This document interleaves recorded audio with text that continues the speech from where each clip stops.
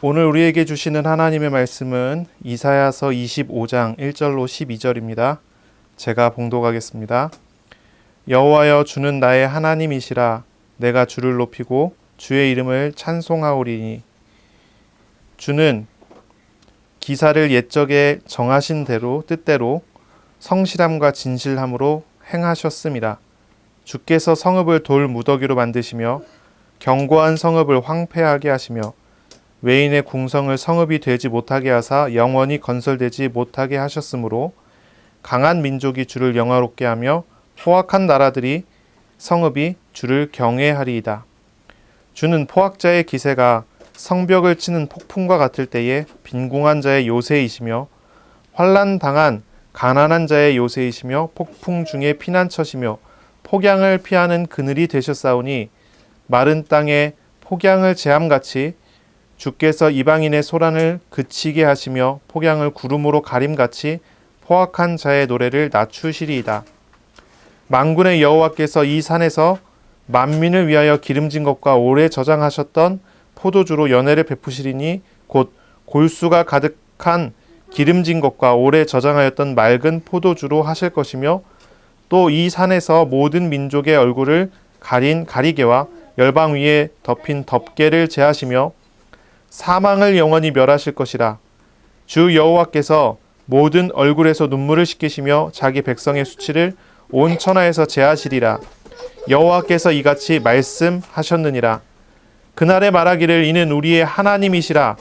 우리가 그를 기다렸으니 그가 우리를 구원하시리로다. 이는 여호와시라. 우리가 그를 기다렸으니 우리는 그의 구원을 기뻐하며 즐거워하리라 할 것이며 여호와의 손이 이 산에 나타나시리니 모압이 거름물 속에서 초계가 밟힌같이 자기 처수에서 밟힌 것인즉 그가 헤엄치는 자가 헤엄치려고 손을 펴같이 그 속에서 그의 손을 펼 것이나 여호와께서 그의 교만으로 인하여 그 손이 능숙함에도 불구하고 그를 누르실 것이라. 내 성벽에 높은 요새를 헐어 땅에 내리시되 진토에 미치게 하시리라. 아멘. 오늘 말씀은 이사야서 25장 1절로 12절입니다. 예수 그리스도의 부활, 그리고 그 부활하신 그 그리스도의 사역이 하나님의 나라와 관계돼서 어떻게 우리 가운데 말씀하시는지를 우리 오늘 말씀 본문을 통해서 우리 설교를 통해서 나누시기를 바랍니다.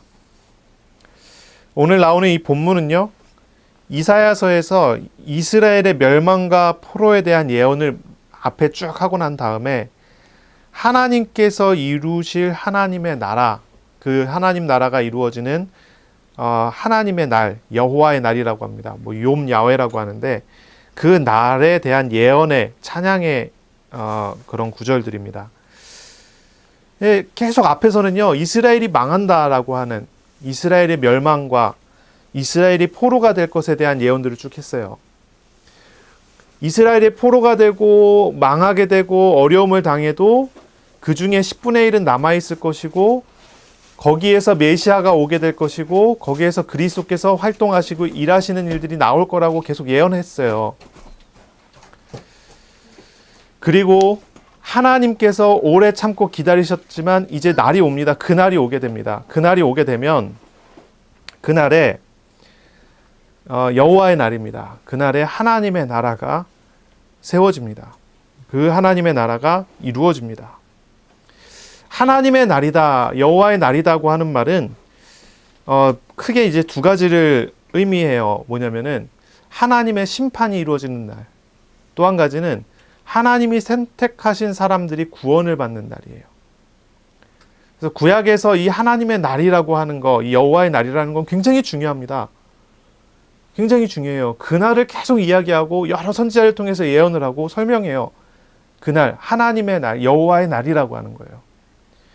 그 전까지 하나님께서 오래 참고 기다리셨지만 그날에는 하나님께서 심판하세요. 그날에는 하나님께서 구원하세요. 많은 사람들이 하나님께 울부짖고 구하고 찾았지만 하나님께서 원하시는 뜻대로 그 날을 위해서 많은 것들을 준비하셨기 때문에 사람들의 기도에 대해서 그 날에 이루실 것을 약속으로 주시고 계속 참으셨어요. 그리고 그 날입니다. 오늘 본문에 나오는 이 여호와의 날은 그리스도의 부활하시는 그리스도의 사역을 통해서 온전하게 우리 가운데 주어지고 드러납니다. 오늘 본문을 보면요, 이런 메시지입니다. 우리 한번 1절부터 한번 볼까요? 여호와여, 주는 나의 하나님이시니라. 내가 주를 높이고 주의 이름을 찬송하오리니 주는 기사를 옛적에 정하신 뜻대로 성실함과 진실함으로 행하셨습니다. 그랬어요. 하나님은요, 미리 정하신 뜻대로 행하시는데요, 정하신 뜻대로 그냥 행하시는 게 아니라 성실하고 진실함으로 일을 하시는 분이다. 이렇게 고백을 해요. 하나님의 예언의 말씀이 계속됐고 그 날에 대한 예언의 말씀이 계속 나왔어요. 그리고 그 말씀하신 그 뜻대로 하나님께서 행하실 거예요. 그 뜻대로 하나님 만들어 가실 거예요. 그 뜻을 하나님께서 이루실 거예요. 근데 그것을 아주 성실하게, 진실하게 하신다라고 약속하시고 말씀하세요. 그렇게 찬양을 해요. 2절에요. 주께서 성읍을 돌 무더기로 만드시며 견고한 성읍을 황폐하게 하시며 외인의 궁성을 성읍이 되지 못하게 하사 영원히 건설되지 못하게 하셨으므로 그랬어요. 하나님께서는요, 그 날에 하나님 성실하게 일을 하실 것인데 어떻게 일하시냐?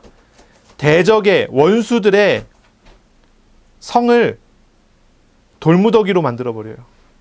견고한 성읍을, 견고한 그 도시를 황폐하게 하세요.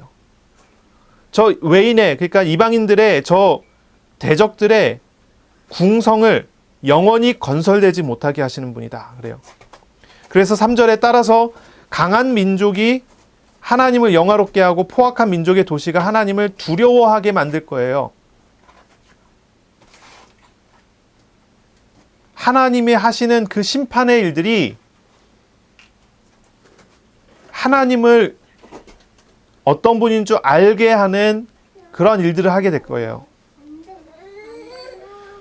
하지만 4절에 하나님께서는 빈궁한 자들의 요새이시고 가난한 자들의 요새이시고 폭풍 중에 피난처이시고 폭양을 피하는 그늘 같으신 분이에요. 그러나 하나님이 선택한 사람들에게는 가난할지라도 빈궁할지라도 폭풍 중에 고난 중에 있을지라도 하나님께서 피하게 하시고 편안하게 하시고 살게 하신다는 거지요.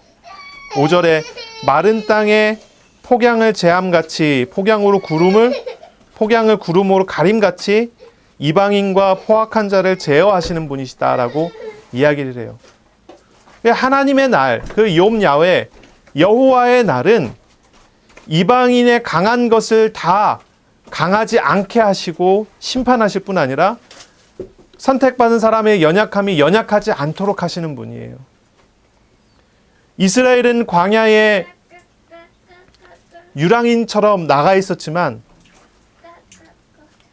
어느 한 사람도 광야에서 뜨거운 햇빛에 고통당하지 않았고 어느 누구도 밤에 차가운 바람에 상함을 받지 않았어요.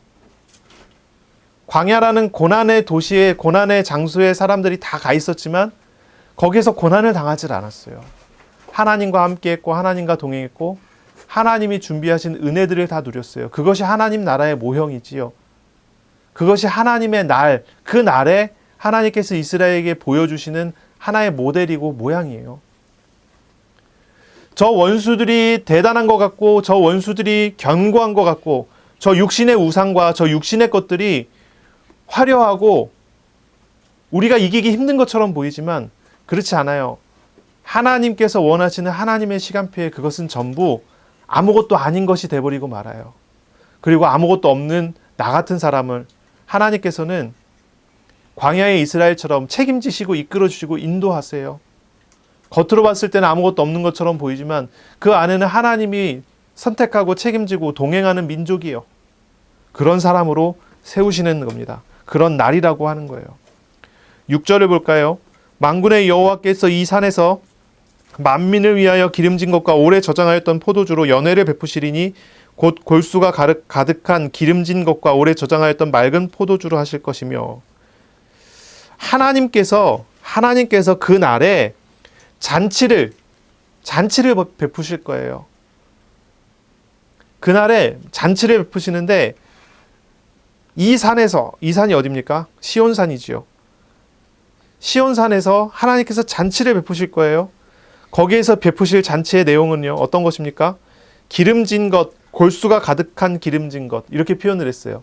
지금은 우리가 골수가 가득한 기름진 것 그러면 살찌겠다 이렇게 생각하지만 이 당시에는 그런 게 아니에요. 먹을 게 없잖아요.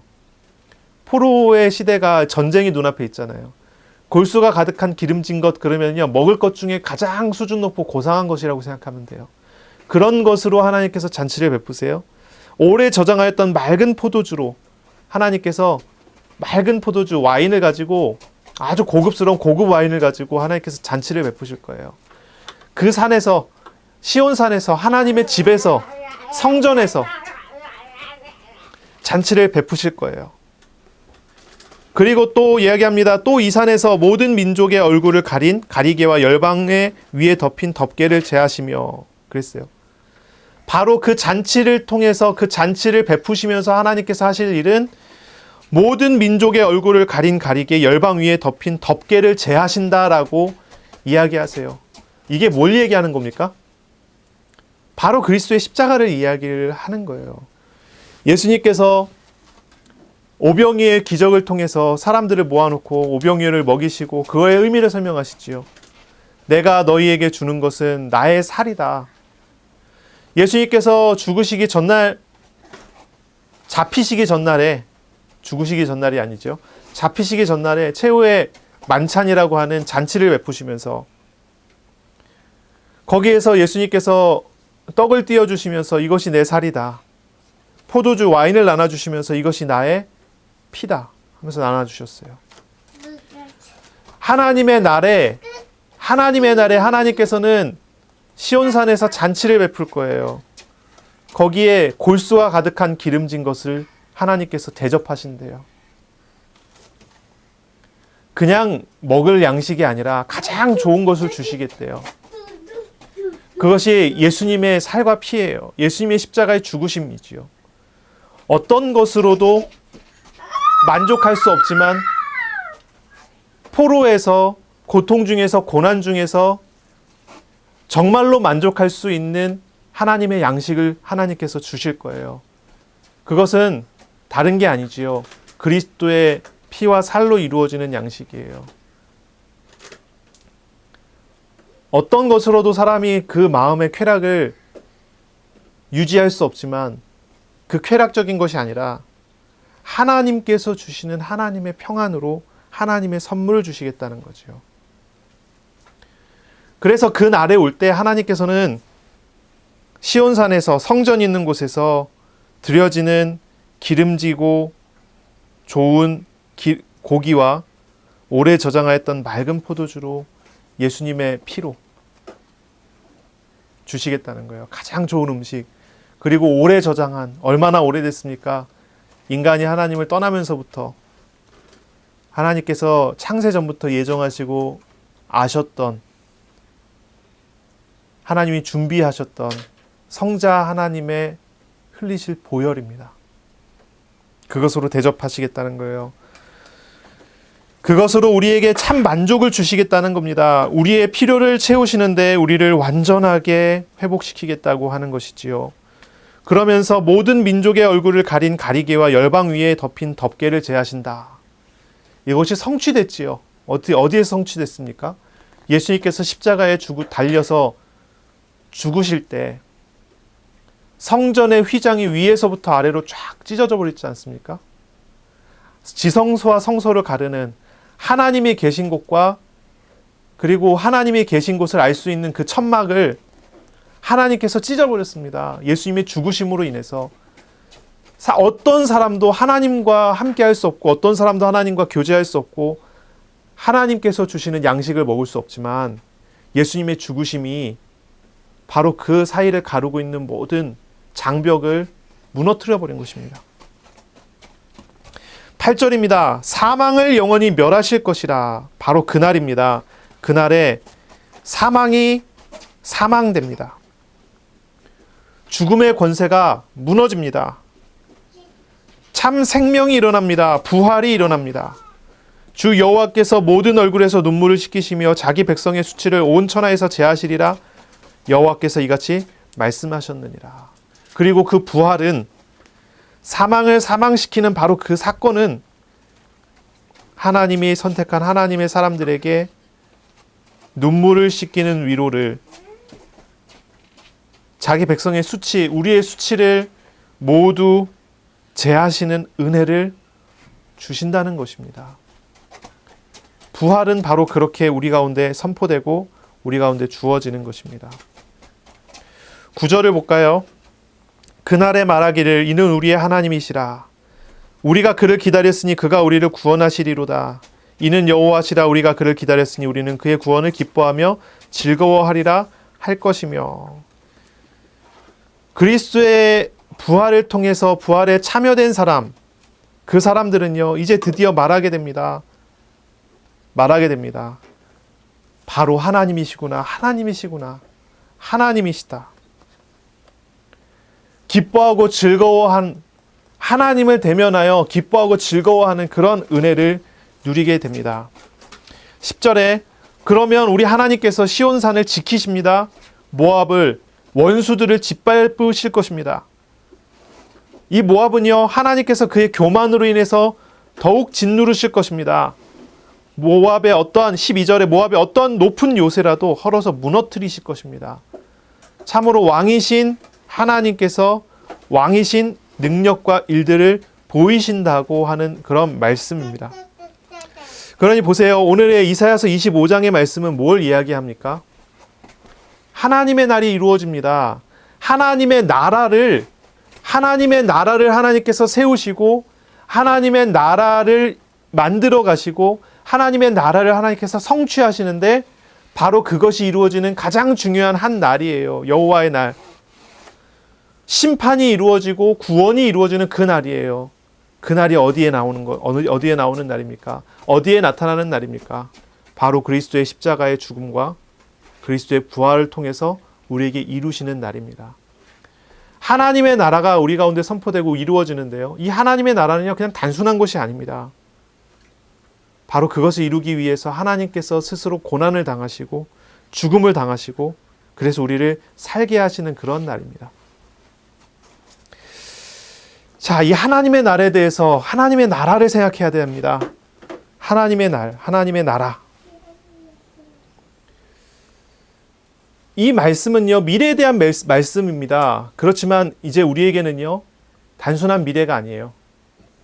성취하신 하나님의 능력과 은혜로 주어지는 말씀입니다. 우리가 그런 표현을 썼어요. 이미와 아직, 이런 표현을 썼어요. 이미와 아직입니다. 하나님의 나라, 그 하나님의 나라가 우리에게 이미 왔습니다. 그러나 아직 완성되지 않았습니다. 이건 아주 종말론적인 표현이에요. 여호와의 날이 그렇습니다. 이 당시에는 예언의 말씀입니다. 그러나 예언의 말씀이면서 동시에 이미 와 있는 하나님의 나라의 선포입니다. 이사야 같은 사람은요, 이 말씀을 선포하지만 이미 하나님과 동행하고 이사야 같은 사람은 하나님과 동행하면서 이미 승리의 과정을 걸어가는 사람이 있지 않습니까? 우리에게 이 말씀은 분명하게 이미 와 있고 그리고 온전하게 이루어지는 말씀이라고 볼 수 있겠습니다. 이 하나님의 날은 구약의 여러 선지서를 통해서 예언되고 선포된 날입니다. 그리고 예수 그리스도의 십자가 부활을 통해 성취된 날입니다.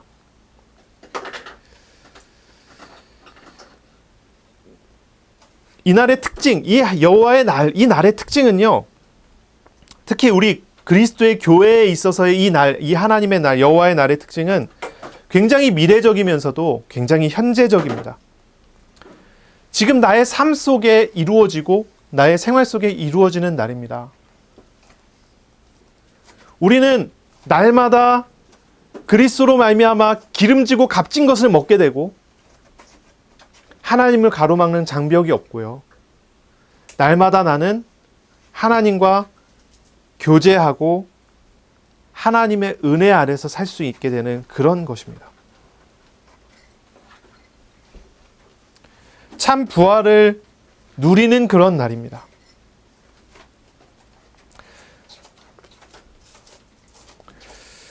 동시에 이 하나님의 날은요, 어떤 의미입니까? 하나님께서 임재하신다고 하는 의미예요.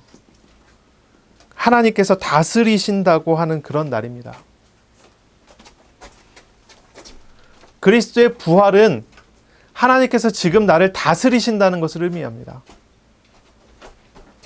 그리고 그 다스리심을 통해서 우리가 지금 살 수 있겠다는 것을 의미합니다. 하나님의 나라는 분명하게 하나님의 임재와 다스림을 말하는 것인데요. 이건 바로 하나님의 나라가 우리 가운데 이미 와 있다고 하는 그런 말입니다. 오늘 본문의 6절을 보면요. 하나님께서 잔치를 베푸신다고 그랬어요. 만민을 위해 잔치를 베푸신다. 우리 주님께서는 인격적이면서도 참 뭐랄까요, 놀라운 나눔과 교제가 이루어지는 그런 잔치를 원하시는 거예요. 예수님께서 제자들을 다 모아서 12제자를 모아서 최후의 만찬을 하셔요. 그 자리에 예수님께서는 제자들에게 사람들이 먹을 수 있는 것 중에 가장 가치가 있고 가장 좋은 것을 먹이십니다. 그날의 그때에 예수님께서는 단순히 떡과 포도주를 나눠주신 것이 아닙니다. 그 안에 영원한 생명을, 영원한 나라를 제자들에게 설명하시고 그것을 주신 거지요. 하나님께서 우리에게 베푸시는 잔치는 그렇습니다. 내가 원하는 그것 이상의 것을 주십니다. 사실 최후의 만찬을 할 때 제자들은요, 예수님께서 나누어 주시는 그 양식의 참된 의미를 잘 모르고 참여를 했어요. 예수님께서 죽으시고 부활하신 다음에, 부활하신 예수님 만나고 난 다음에 돼서야 예수님이 나눠주신 그 피와 살이라는 말의 뜻을 조금 이해했을 거예요. 그 전에는 잘 몰랐어요. 예수님께서 여러 번에 걸쳐 예수님의 죽음과 부활에 대해서 이야기했지만 제자들은 모두 반대했어요. 그리하지 마옵소서. 베드로가 그렇게 얘기했다가 예수님으로부터 사탄 소리도 들었어요. 사탄아, 내 뒤로 물러가라. 이 십자가의 죽으심과 부활, 예수님이 흘리실 피, 살, 찢기시는 살, 이것은요, 하나님께서 우리에게 주시는 놀라운 은혜예요. 우리가 그리스도로 말미암아 놀라운 은혜를 받았어요. 그래서 잘 모를 수 있어요. 제자들이 잘 몰랐던 것처럼. 그러나 우리가 받은 것이 단순한 게 아니라는 건 분명해요. 하나님께서는 굉장히 인격적으로 대하셨고 인격적으로 우리 가운데 오셨지요. 제가 아주 예전에 그런 생각을 했어요. 하나님, 강제로라도 나를, 강제로 끌고 가서라도 나를 하나님 앞에 바로 서도록 해주시고 나를 인도해 주세요. 그렇게 기도를 했던 적이 있어요. 근데 우리 하나님께서는 저를 한 번도 강제로 움직이시질 않더라고요. 저는 의아해했어요. 아니 하나님, 내가 그렇게 간절히 소원하고 원하는데 하나님 왜 그렇게 안 하십니까?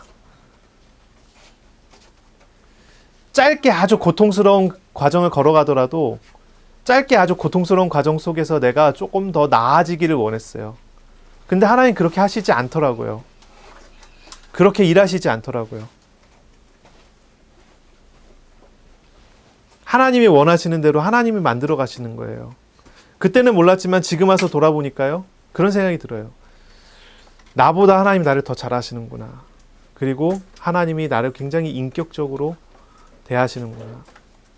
인격적이신 분이구나. 그렇게 알게 돼요. 이 당시는 어떻습니까? 이사야서 25장의 이 당시는요, 분명히 보면요, 그렇습니다. 먹을 것이 없는 전쟁통, 고통스러운 죽음, 고난의 문제가 있어요.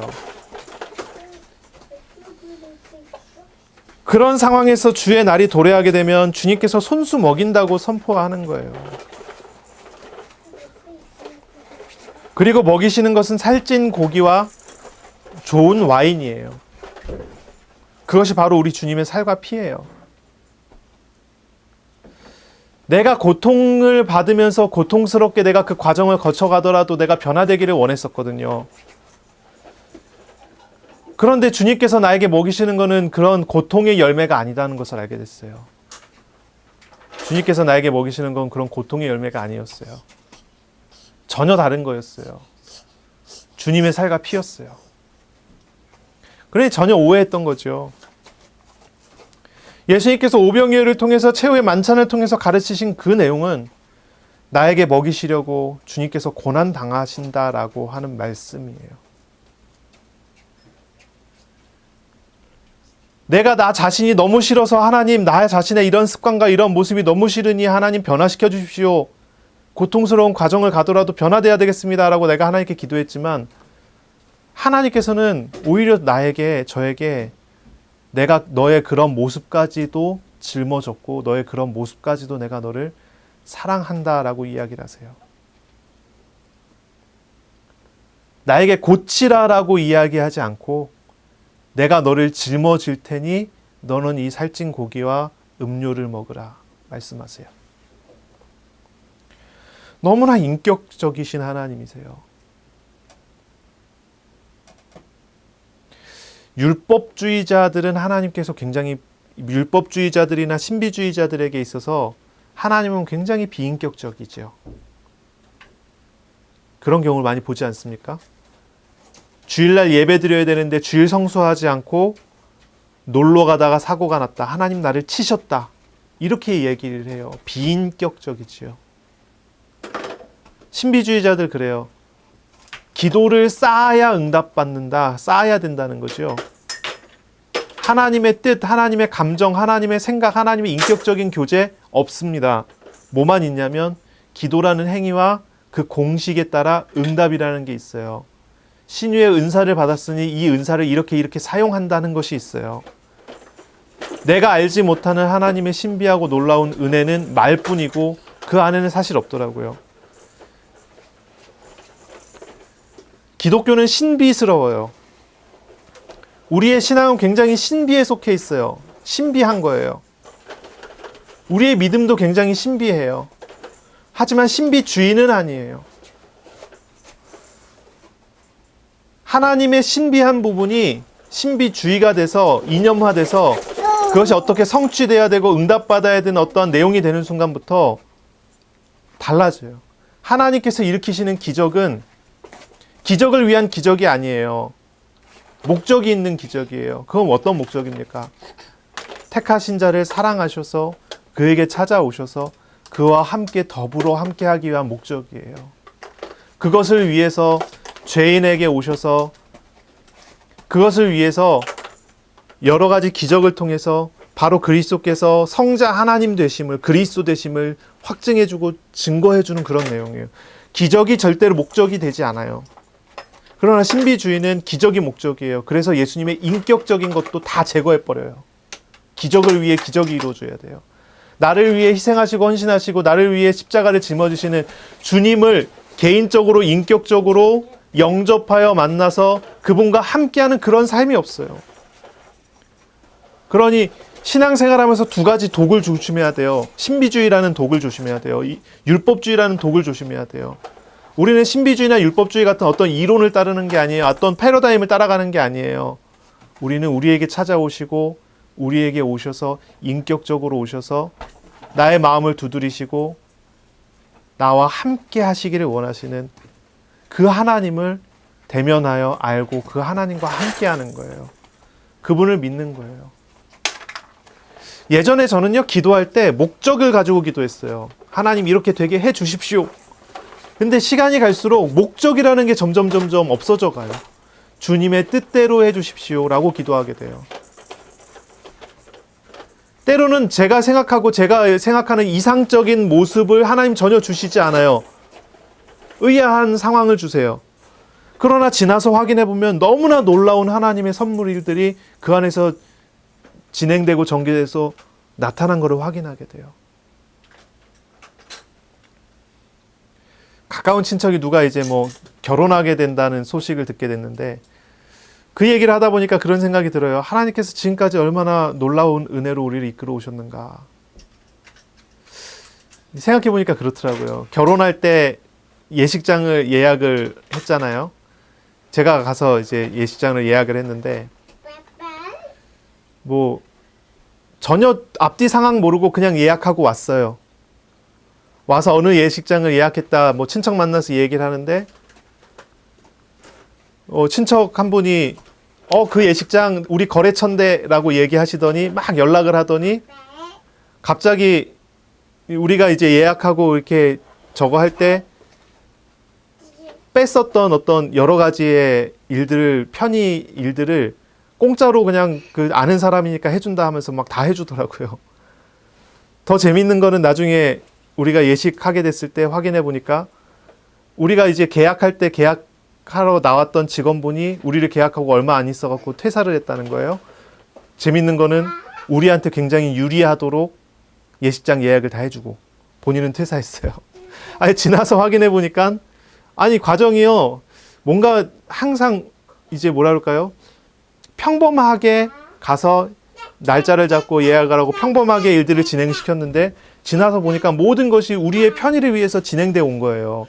그 당시에는 아무것도 몰랐는데 지나서 확인해 보니까 하나님께서 준비하신 과정 속에서 내가 너희를 이끌고 있다. 내가 이 결혼, 이 과정을 내가 만들어가고 있다라는 것을 하나님께서 알게 하시는 과정 속에서 걸어가게 하셨더라고요. 그러니 돌아보면 그런 거예요. 참 뭐라 그럴까요? 이거를 하나님께서 우리를 위해 준비하셔서 깜짝 선물처럼 알게 하시는 그런 과정이 있었다고 할까요? 그런 일들을 경험하게 만드시는 거예요. 이 얘기를 갑자기 왜 했는지 모르겠는데 생각나서 이제 얘기를 했습니다. 하나님과의 인격적인 교제의 만남, 하나님과 동행하는 삶, 그게 과연 어떤 것입니까? 나를 위해 예수님께서 오셔서 나를 위해 희생하시고 나를 위해서 죽으시고 나를 위해서 생명을 주셔서 나를 위해 지금도 동행하시고 나를 위해 나보다 나를 더 잘하시고 사랑하시는 그 일을 나에게 지금도 만들어 가시고 이끌어 가시지 않습니까? 때로는 내가 고통스러운 일들을 만날 때가 있어요. 그러나 그것조차도 하나님께서 미리 준비하시고 지금은 알지 못하지만 시간이 지나서 확인해 보게 됐을 때 하나님께서 왜 그걸 그렇게 만들어 가셨는지 알게 하시지 않습니까? 어느 날 뜬금없이 몸이 아팠는데요. 지금 와서 돌아보니까 그게 얼마나 놀라운 하나님의 은혜인지 모르겠어요. 10년을 제가 달리기를 안 했거든요. 심장이 안 좋아져갖고. 10년 만에 다 났어요. 지난 10년을 돌아보면 하나님께서 어떻게 인도하셨는가에 대한 고백이 저절로 나와요. 이렇게 생각할 정도로 내가 그때 아프지 않았다면 어떻겠을까? 너무 감사하다는 거죠. 하나님과 인격적인 교제를 한다는 말이 무슨 얘기입니까? 우리가 하나님으로부터 받은 선물이 무엇입니까? 능력입니까? 건강입니까? 힘입니까? 지혜입니까? 사실 그런 거 다 소용이 없습니다. 필요가 없습니다. 우리가 하나님으로부터 받은 선물의 가장 중요한 선물은 무엇입니까? 창조주이신 하나님이, 전능자이신 하나님이 그 하나님 자신을 나에게 주셨다는 것이에요. 내 마음에 오셔서 나와 함께 하시고 바로 그 하나님이 나를 사랑하셔서 나랑 동행하신다는 거예요. 사람들이 부활 얘기를 많이 하지만 부활의 참된 의미는 뭡니까? 나중에 예수님 재림에 있을 때 무덤에 있는 내가 다시 살아난다는 게 부활의 의미입니까? 그거는 일부예요. 진짜 부활의 의미는 무엇입니까? 바로 그 창조자께서 인격적으로 나와 함께 하게 된다는 거예요. 지금도 살아계셔서 나랑 동행하신다고 하는 그 메시지예요. 바로 그분이 나에게 살찐 고기를 주시고 와인을 주시고 내 영혼을 만족하게 하는 은혜를 주신다는 거예요. 여러분 갈급하십니까? 정말로 우리에게 만족을 주는 것이 어디에 있겠습니까? 우리에게 인격적으로 오셔서 우리를 만나주시는 하나님께 있는 줄로 믿으시기 바랍니다. 아멘. 바로 그 하나님을 찾는 것입니다. 그리고 우리 주님께서는 우리에게 참된 위로를 주십니다. 참된 위로를 주십니다. 왜 주님께서 고난을 당하십니까? 왜 주님께서 우리를 위해서 피가 흘리시고 살이 찢기십니까? 그거는 오직 한 가지 이유밖에 없어요. 왜 우리가 당해야 되는 고통을 예수님 당하십니까? 그건 오직 주님께서 우리를 사랑하시기 때문입니다. 나를 구원하시고 나를 정말로 위로하시기 위해서 스스로 고난을 당하시는 것입니다. 정말로 나를 위로하는 것은 무엇입니까? 주님의 고난이고, 그리고 죽음을 영원히 없이 하시는 부활의 사건입니다. 죽음을 이기시고 부활하신 주님이 나와 함께 하시는 것입니다. 바로 그 창조주 하나님이 나에게 오셔서 나와 함께 하시는 것입니다. 그것이 우리에게 있어서의 참된 위로입니다. 돈이나 건강, 뭐 또 다른 어떤 우상들, 이런 것들은요, 잠시 잠깐의 어떤 위안은 될지 모르겠습니다만은 참된 위로가 되기는 어렵습니다. 돈은 언젠가 없어지지요. 건강도 언젠가 없어집니다. 그러나 나의 평생과 미래를 두고 참된 위로는 우리 주님이신 것입니다. 부활의 주님은 언제나 어디서나 나에게 참된 위로가 되시는 하나님이십니다.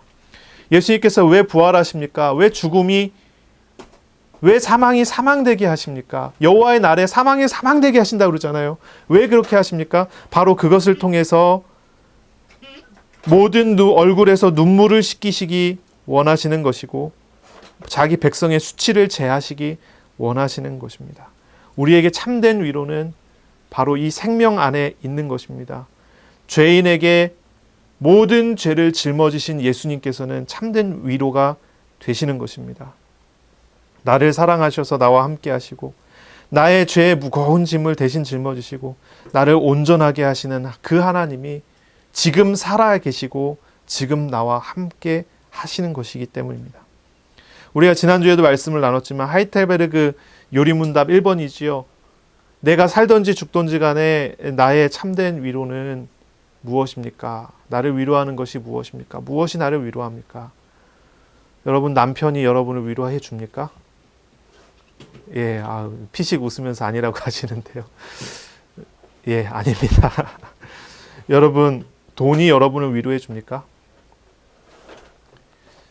부도를 맞아서 돈이 말라갖고 고통스러운데 그 돈이 채워졌어요. 그것이 여러분에게 위로가 되십니까? 잠시 잠깐의 위로는 될 줄 모르지만 다시 고통은 돌아오게 돼 있습니다. 우리에게 있어서의 내가 살든지 죽든지 간에 나에게 있어서의 참된 위로는 어디에 있습니까? 오직 나의 고난과 고통을 짊어지고 나와 함께 하시는 주님이십니다. 오직 주님만이 우리의 죽음과 사망의 문제와 육신의 문제를 영원히 짊어지고 우리의 수치를 제하시는 분이시기 때문입니다. 믿으시기를 바랍니다. 아멘. 예, 한 2박자쯤 늦었습니다. 우리 교회는 아멘 잘 안 합니다. 왜냐하면 목사님이 아멘을 별로 유도를 안 하기 때문에 아멘을 잘 안 합니다. 제가 학부 때 이제 저를 가르쳤던 교수님 중에 그런 분이 있었어요. 예배 시간에 막 설교를 하는데 누가 아멘 하면 설교 딱 멈추고 아멘 하지 말라고 그래. 아멘 하지 말라고. 그 교회는 아주 특이해요. 찬양도요, 절대 그렇게 활발한 찬양 있죠? 뭔가 이렇게 막 이런 찬양 안 해요. 모든 찬양 다 잔잔하게 갈아있는 찬양하고, 기도할 때도 막 목소리 높여서 기도 안 해요. 뭐 방언하고 통성기도 절대 안 해요. 기도 시간에 음악만 잔잔 흐르고 다들 입으로 이렇게만 하지 밖으로 나오는 기도 안 해요. 그리고 설교 중에 아멘 소리 절대 안 들어요. 그 교회는 너무 조용한 교회예요. 그 교수님이 그런 얘기를 하더라고요. 아멘 하는데 말씀 듣는 중에 진짜 영혼 깊숙이 속에서부터 끌어오르면서 아멘. 그거는 목사님이 너무 기대하고 기뻐하고 즐거워하고 영광 돌릴 만한 사건이라고 생각한대요. 그런데 그런 아멘은 잘 안 나오죠. 대부분 뭐 하냐면 그냥 습관적인 아멘이 나오죠. 유도해서 나오는 아멘이 나오죠. 그런 거 하지 말라는 거예요. 그 별 목사님이 다 있습니다. 별 교수님이 다 있습니다. 우리 교회는 아주 무게가 무겁고 자연스럽게 하게 하고 해야 된다 이런 게 없기 때문에 아마 다 비슷한 그런 분위기가 되겠지만, 저도 그렇게 생각을 해요. 우리가 아멘 하는 것은 정말 하나님 앞에서 우리 속에서부터 나오는 아멘이어야 된다라고 생각을 합니다. 예, 여호와의 날, 그날에는 심판과 구원이 이루어집니다. 여호와의 날, 그날은 하나님의 나라를 상징합니다. 하나님의 나라, 하나님의 통치가 이루어지는 날입니다. 하나님의 나라의 왕, 만왕의 왕이신 우리 주님 하나님께서 심판하십니다. 구원하십니다. 그것이 그날에 이루어집니다. 그리스도의 부활은 그리스도께서 만왕의 왕이심을 만방에 분명하게, 만왕의 왕이시라는 것을 만방에 분명하게 드러내시는 거예요. 그분은 원래 왕이셨습니다. 그런데 많은 사람들이 속고 있습니다. 하나님이 왕이 아니라 마귀가 왕인 것처럼, 귀신이 왕인 것처럼, 다른 우상들이 왕인 것처럼 속고 있습니다. 그러한 현장과 현실 속에 그리스도의 부활은 그리스도가 참 왕이시라는 것을 다시 확인시켜주고 보여주고 알게 합니다. 바로 그 부활을 통해서 사망 권세도, 세상 권세도 모두 왕이신 우리 주님 앞에 무너진다는 것을 분명하게 드러내는 겁니다. 여러분, 이원론이라는 게 있어요. 이원론. 뭐냐면 세상을 둘로 갈랐어요. 세상은 하나님의 다스리는 세계와 마귀가 다스리는 세계로 갈랐어요. 세상의 모든 사람을 절반으로 갈랐어요. 하나님의 자녀와 마귀 자녀. 이거 이원론이에요. 하나님과 마귀가 서로 대결을 한다 생각을 해요. 근데 바로 그리스도께서 십자가에 죽으셨지만 부활하셔서 마귀를 이기셨고, 그래서 마귀 나라가 무너졌다. 이게 이원론이에요. 이거 성경적이지 않아요. 성경적인 건 무엇입니까? 마귀는 하나님과 대적해서 세력을 이룰 만한 존재가 되지 못해요. 어느 성경을 읽어봐도 하나님께서 허락하셔서, 필요하셔서 마귀를 사용하시기 위해서 하나님께서 내버려 두신 것이지, 마귀와 하나님과 원수가 돼서 싸우는 게 아니란 말이죠. 사람을 구원하기 위해서 마귀의 심판이, 이 사탄에 대한 심판이 유예가 되어 있을 뿐이지, 이 전혀 달라요. 전혀 달라요. 이원론은 전혀 성경적이지 않아요. 헬라 철학에서 온 거예요. 하나님 말씀이 아니에요. 성경적으로 한다면 분명합니다. 우리 주님만이 다스리십니다. 주님만이 왕이십니다. 이 마귀와는 다르게 주님만이 시공간을 초월하시는 전지전능한 하나님이십니다. 그렇기 때문에 마귀하고 달라요. 마귀의 어떤 그런 세력과 그런가 비교할 수 없어요. 그러기 때문에 어떤 사람들이 얘기하는 말들, 뭐 여호와의 날이 돼야 마귀를 멸하신다, 뭐 이런 말은요, 전부 거짓말이에요. 오해를 사기 좋은 표현들이에요. 어떤 경우도 마귀가 하나님의 허락받지 못하면, 하나님의 허락이 없다면 마귀는요, 어떤 경우도 사람을 시험할 수 없고 유혹할 수 없어요. 우리는 잘 알지 못하지만 우리 자신보다 우리 자신을 더 잘 아시는 분이 우리 하나님이세요. 하나님께서 우리에게 시험을 허락하실 때가 있어요. 언제? 필요할 때, 내가 우상에 휩싸여 있으면 우상을 버리게 하기 위한 방법이겠죠. 내가 죄악 가운데 빠져갖고 죄를 계속 끌고 간다면 내가 지금 따라가고 있는 우상이 어떤 건지 드러내는 방법이겠지요. 그런 게 시험이지. 그렇죠. 분명히 그렇습니다. 우리는 고린도전서를 많이 읽었습니다. 고린도전서 10장 13절 우리가 잘 알고 있어요. 사람이 감당치 못할 시험은 하나님 허락하시지 않습니다. 그리고 시험을 당할 때쯤에는 하나님께서 피할 길을 내십니다. 하나님의 제어하에 마귀가 있어요. 원수들을 하나님께서 악한 자를 악한 때에 하나님 적당하게 사용하시는 그런 방법이에요. 그리고 사람을 구원하시고 마지막 날이 됐을 때 마귀는 영원한 지옥에 떨어져요. 지옥은 마귀가 가는 곳이지요. 마귀를 위해 준비하는 현장이에요. 이렇게 이루어지고 이렇게 나타나는 곳입니다. 그러니 보세요. 그리스도의 부활은 어떤 사건입니까? 예수님께서 만왕의 왕이심을 만방에 드러내시는 사건입니다. 내 안에 오셔서 나와 함께 하시는 바로 그 하나님이 부활하신 하나님이며, 그 하나님이 온 세계 만방을 통치하시고 다스리시는 참 하나님이라는 것을 우리 가운데 보여주고 드러내고 나타낸단 말이지요. 그러니 우리가 오늘 부활절인데요, 부활의 의미를 생각해야 돼요. 부활의 참된 의미를 생각해야 돼요. 부활의 의미는 무엇입니까? 지금 창조주 하나님께서 나랑 함께 하시고 나를 위하시고 나를 사랑하신다는 것입니다. 나는 늘 부족함이 많습니다. 하지만 하나님은 나를 늘 세우십니다. 하나님께서 이런 말씀을 하셨어요. 너를 축복하는 자에게 내가 복을 내리고 너를 저주하는 자를 내가 저주하리니 땅의 모든 족속이 너로 말미암아 복을 얻으리라. 아브라함에게 주신 축복이에요. 하나님이 함께하는 사람은 이런 사람이에요. 하나님이 나를 위하시는데요. 그 위하시는 의미는요, 바로 이런 거예요. 보통이 아니지요. 하나님이 나를 사랑하셔서 나와 함께 하시는데 부활의 능력으로 역사하시는 거예요. 부활의 주님이 나랑 함께 하신다는 건 또 무슨 얘기입니까? 주님께서 임재하시고 다스리신다는 거예요. 주님께서 부활하셨다는 것은요, 모든 고난과 고통에서 주님께서 승리하셔서 나랑 함께 하신다는 것입니다. 바로 그것이 나를 정말로 위로하는 원천입니다. 육신은 죽게 되겠지만 부활과 영생을 바라보는 소망을 하나님께서 나에게 주시는 것입니다. 하나님의 나라는 이미와 아직 속에 있습니다.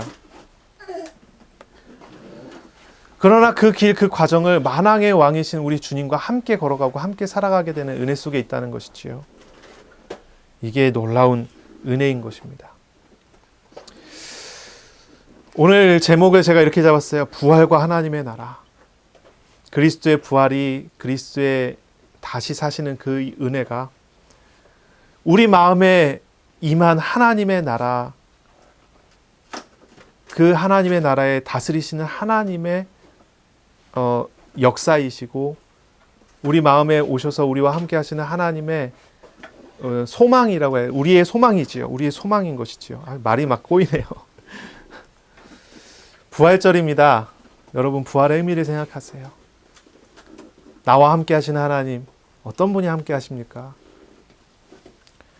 사망을 사망시키고 만왕의 왕이신 하나님, 나를 위로하시고 인격적으로 교제하시는 하나님, 나를 사랑하셔서 나에게 지금도 일하시고 은혜 주시는 하나님, 우리 하나님을 묵상하고 찾고 우리 하나님과 동행하는 그런 삶을, 그런 시간을 누리시기를 바랍니다. 기도하겠습니다. 하나님께 감사합니다. 오늘도 말씀하시고 우리와 동행하시니 감사합니다. 연약한 우리들, 부족함 많고 늘 실수하는 우리들, 하지만 우리 주님 우리를 짊어지고 함께 하시는 은혜 주셨으니 감사합니다. 주님의 십자가와 주님의 부활, 주님이 우리에게 먹이시는 주님의 살과 피 바라보며 우리가 주님 더욱 믿고 의지하기를 소원합니다. 주님, 죄된 나를 다 주님 앞에 내려놓아 버리게 하시고 주님을 의지하고 주님을 따르며 주님 안에서 살아가는 우리들 될 수 있도록 은혜 내려 주옵소서. 주님, 나를 사랑하셔서 우리 가운데 오셔서 인격적으로 교제하시는 하나님, 주님을 찾고 주님과 동행하며 주님의 인도를 받아 나아가는 그런 한 주간 되게 하여 주옵소서. 하나님이 나를 위해 준비하신 하나님의 걸음들을 따라 걸어가게 하여 주시고 참으로 승리하신 만왕의 왕 되신 우리 주님을 의지함으로 승리의 걸음을 현장과 현실 속에 걸어가며 살아갈 수 있게 하여 주옵소서. 우리 안에 아직도 많은 우상과 갈등과 문제들이 있습니다. 우리 부활하신 주님 바라볼 때마다 거기서 해방받을 뿐 아니라 우리가 참 자유를 누리고 주님을 따르게 하여 주옵소서. 감사하며 예수 그리스도의 이름으로 기도합니다. 아멘.